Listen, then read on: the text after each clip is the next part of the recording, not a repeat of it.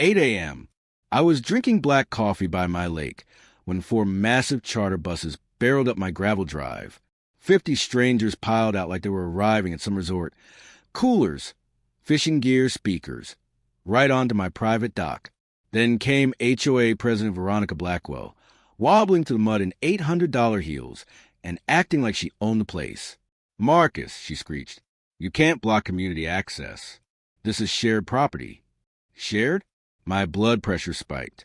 For a year and a half, she'd been trying to steal my lakefront with bogus surveys and intimidation tactics. And now she brought a whole crowd to trespass. But she forgot one thing. I'm a retired firefighter who actually reads deeds and property laws for fun. And with a few documents she never saw coming, I wiped out her entire operation. Let me back up. I'm Marcus Presley, 45, retired after 23 years running into burning buildings. I thought inheriting my family's 40-year lakefront property would mean peace. Instead, it turned into a war zone. My grandfather left me a 2-acre lot on Clearwater Lake. The old ranch house needed work, but the dock he hand-built? Priceless. I invested my pension, nearly $180,000, into buying surrounding parcels, and another $25,000 improving the dock and adding fish habitats. And yes, I'm the guy who reads surveys and easements like bedtime stories. I knew every inch of my property. Mist rising off the water, the smell of cedar oil from the dock, honeysuckle along the shoreline. That place was my sanctuary. The HOA used to be simple, but then wealthier residents started moving in, expecting luxury treatment. Enter Veronica Blackwell, 52, real estate queen, HOA dictator, and self-appointed guardian of aesthetic standards. She drove a spotless BMW and treated the HOA like her personal brand. And she'd been selling rich clients a lakefront lifestyle she didn't own. The first time I caught her, she was giving strangers a tour of my dock. "Just showing them our community access," she chirped. Community access? It was private land. Soon she was scheduling weekly lake lifestyle tours, posting in the Facebook group about shared waterfront heritage, and holding gatherings that, surprise, always happened on my property. Buyers told me she'd promised exclusive lake rights in their home purchases. 3 new families had already complained they didn't get what they paid for. It all came to a head the day I came home and found 15 people having a full barbecue party on my lawn. Music, food, kids jumping off my dock like it was a public park, and Veronica standing there with a clipboard, selling the dream. That was the moment I knew this wasn't harmless HOA nonsense. This was real estate fraud, using my grandfather's dock as a sales prop. 3 weeks later, she formed something called the Lakefront Access Committee, which was just her and 2 neighbors desperate for discounts on dues. Their first event? A welcome party for Dr. Patricia Hawkins, scheduled on my dock, without ever asking me. I watched from my porch as 24 cars parked all over my lawn. Someone dragged a sound system onto my dock. A guy even asked if he could move my fishing chairs to make room for a bounce house. A bounce house on my grandfather's dock. Veronica strutted over with her usual fake smile. "Come join us." Everyone's excited to finally use our community amenity. I told her it was private property.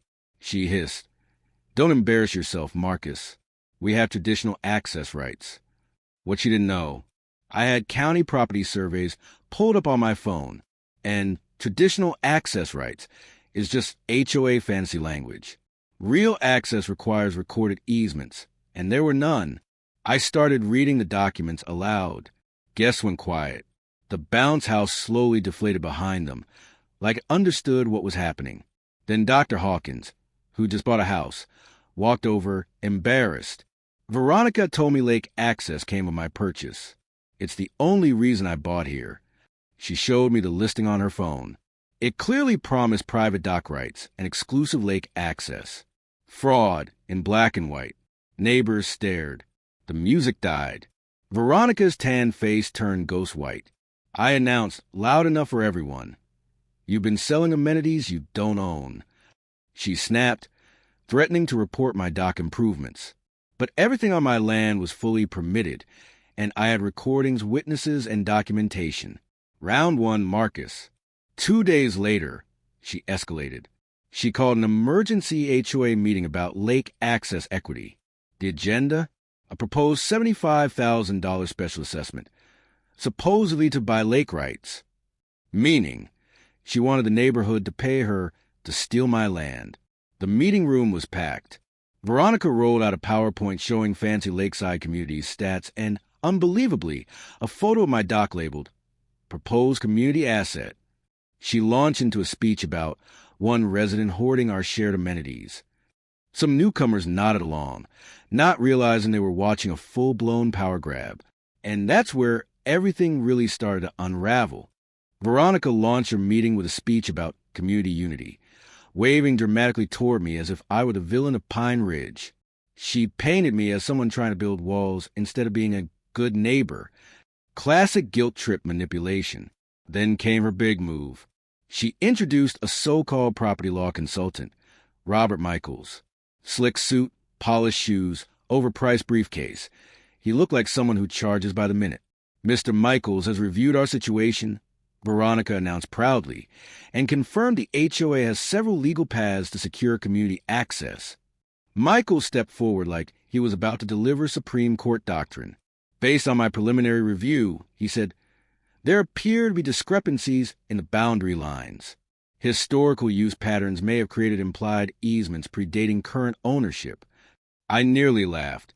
Back when I worked as a firefighter, I dealt with plenty of insurance adjusters who weaponized fancy words to confuse people. This guy was cut from the same cloth. What he didn't say was more important than what he did. Implied easements in Virginia require 20 years of open, hostile, uninterrupted use. Mrs. Patterson letting neighborhood kids fish once in a while didn't even come close. Michaels kept going, enjoying his show. The county surveyor has agreed to reassess the boundaries, he added. That's when I caught the faint smell of his cologne and the strong stench of a setup. They were planning a fake survey, an attempt to redraw the map and steal my land. Then Dr. Hawkins raised her hand. Wait, she asked. Didn't you say the lake access was already fully legal when I bought my home? Veronica froze for a second. Well, traditional access existed, but we're formalizing. Traditional access? Frank Morrison barked from the back. He'd lived here 20 years. Mrs. Patterson let kids fish. No one ever said the dock was community property. The entire room shifted. Whispers spread.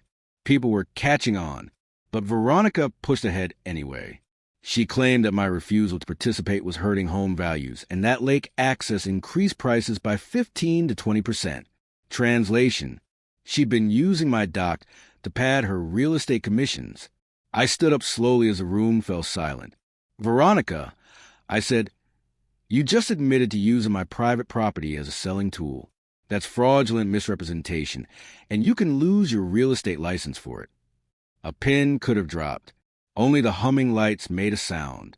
I've also documented 18 MLS listings where you advertise lake access that doesn't legally exist. Michael suddenly found his briefcase fascinating and tried to slip away. Then came the twist. Susan Walsh, the HOA treasurer, stood up pale as paper. Veronica, I never approved any payments to a legal consultant. That money came from our emergency reserve. The room exploded. You'd think Veronica would back off, but no, she doubled down.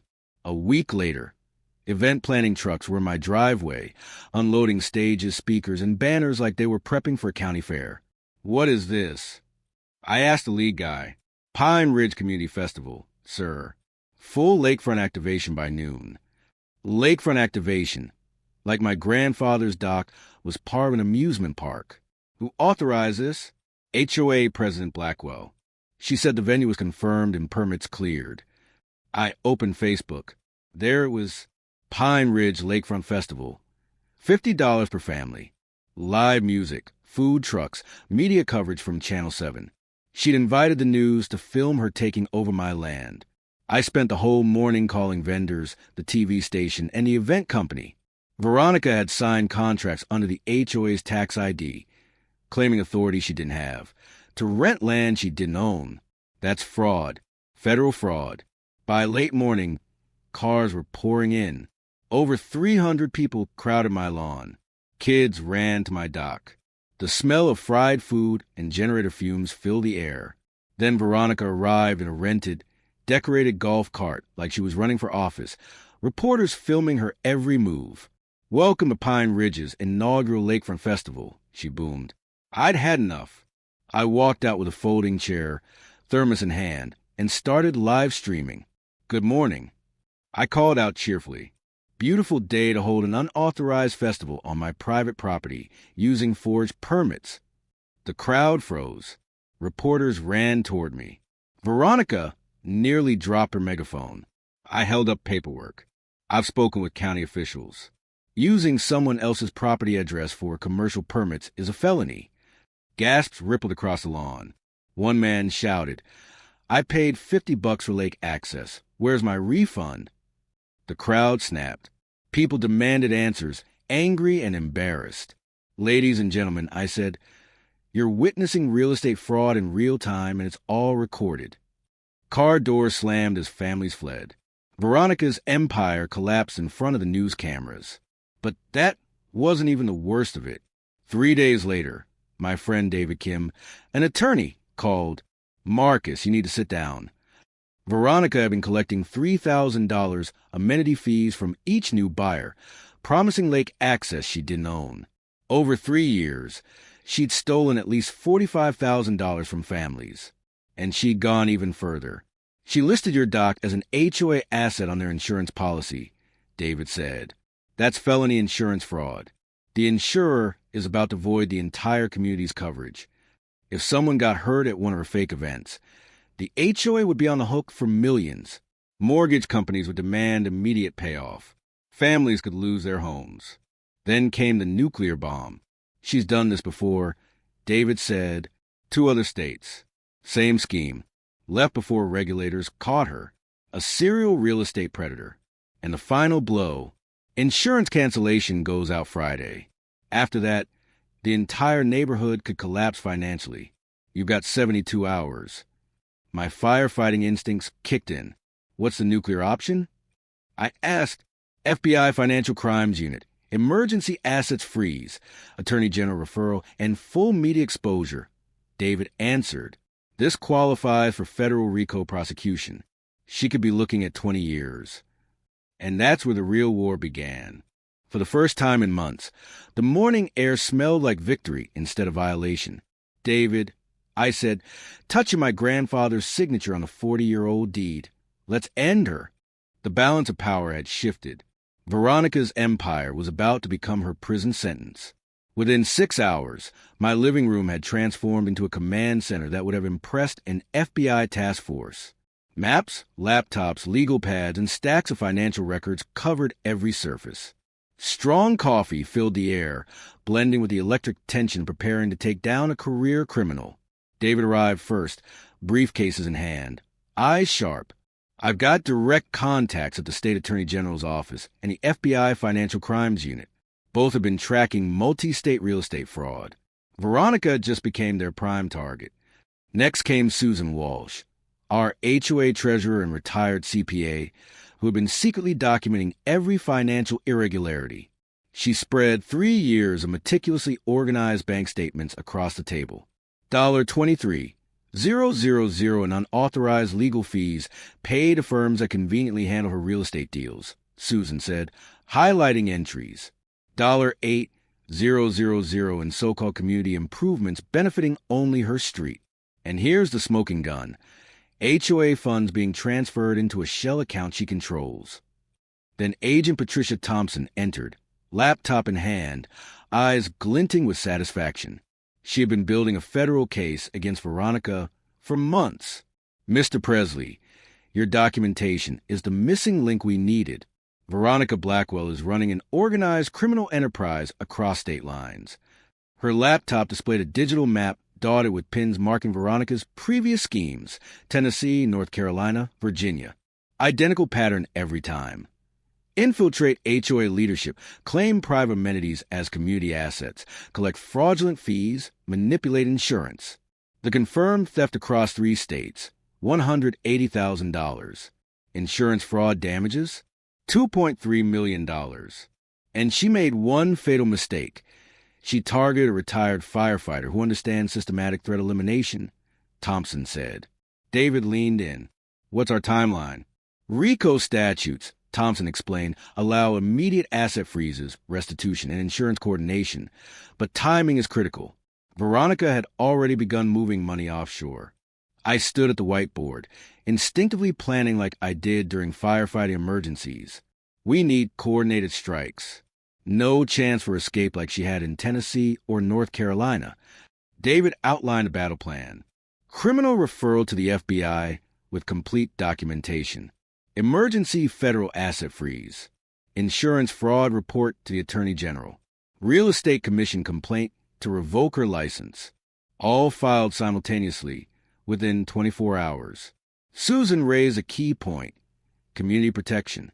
Families needed immediate notice before insurance got canceled or mortgages called. That's our trap, I said. We'll schedule an emergency HOA meeting, invite media, and let her walk into a room full of federal agents and her victims. Thompson nodded. Public exposure prevents flight and generates witness testimony. Redundant documentation was critical.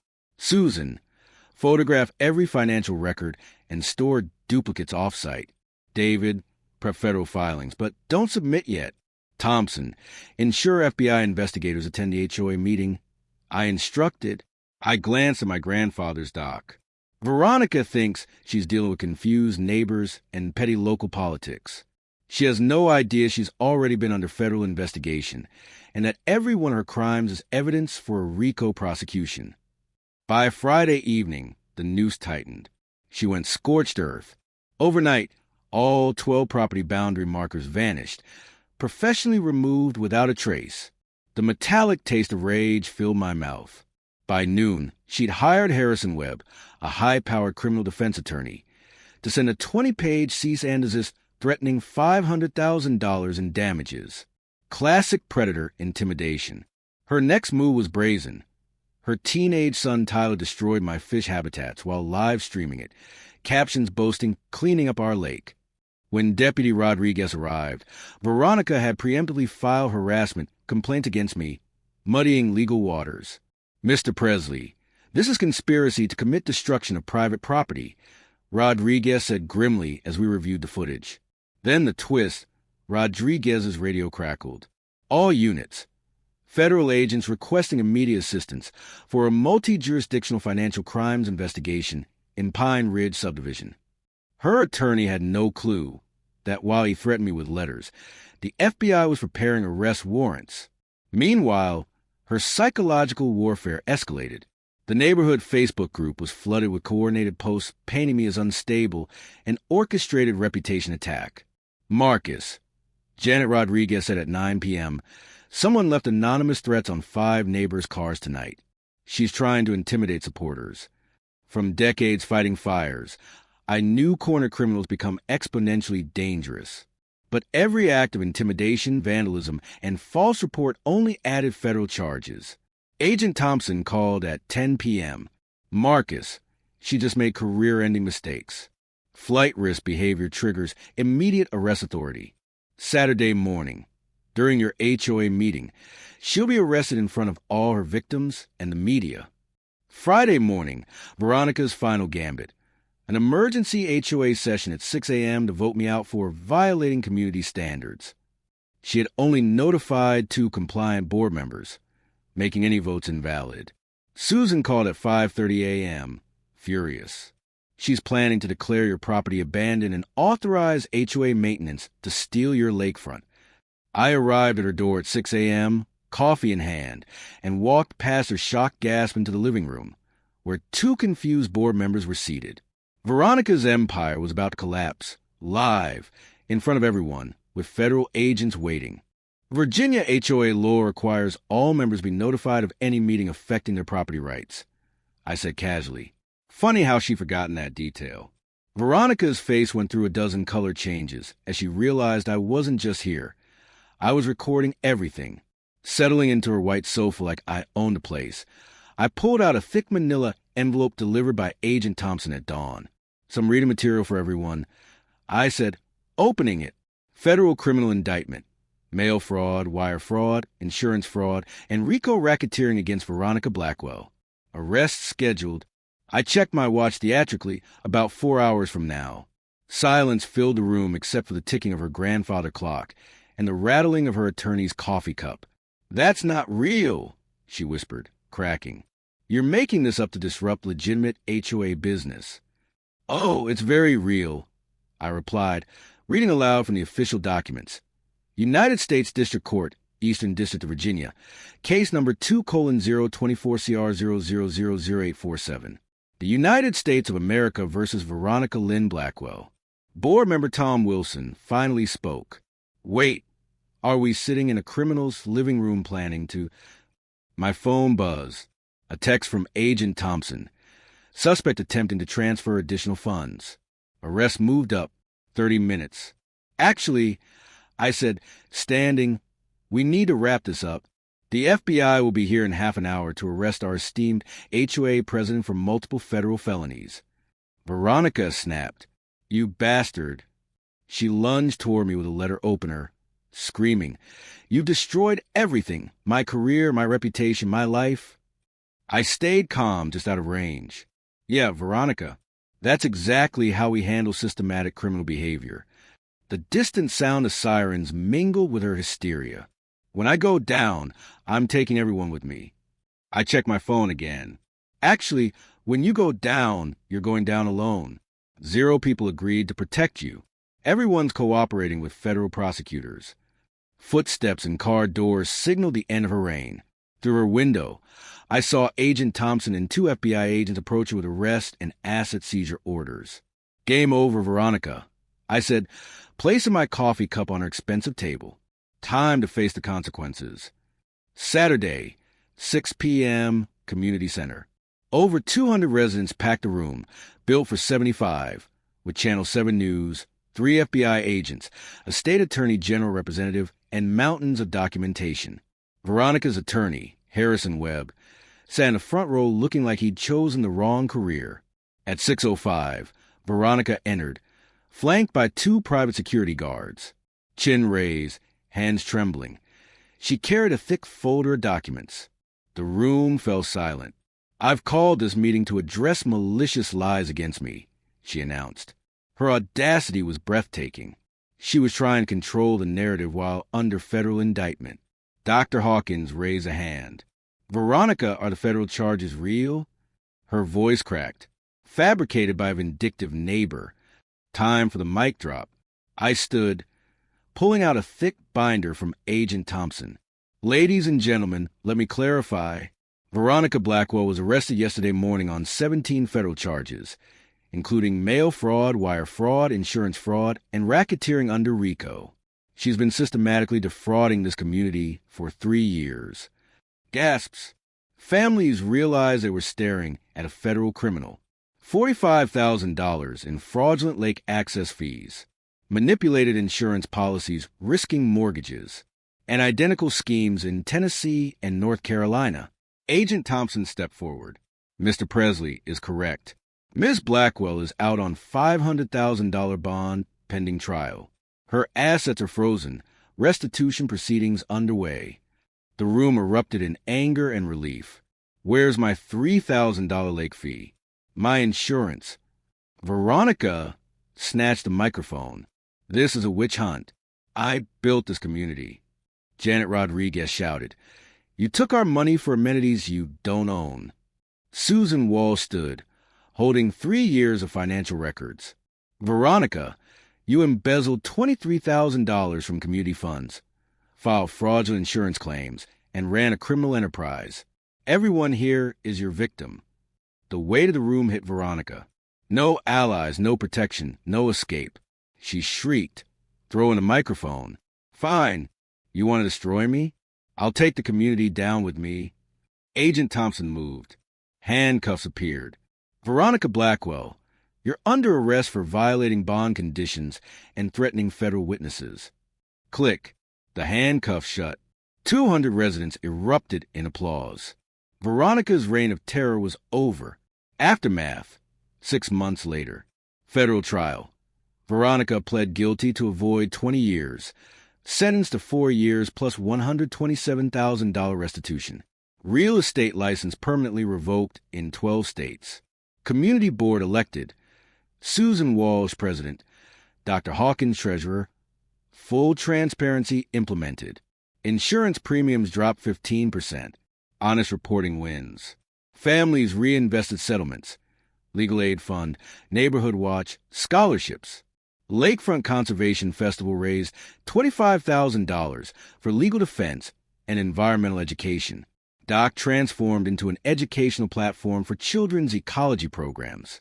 Personally, I became a state-certified HOA ombudsman, testified before the legislature, and launched a book about fighting HOA corruption.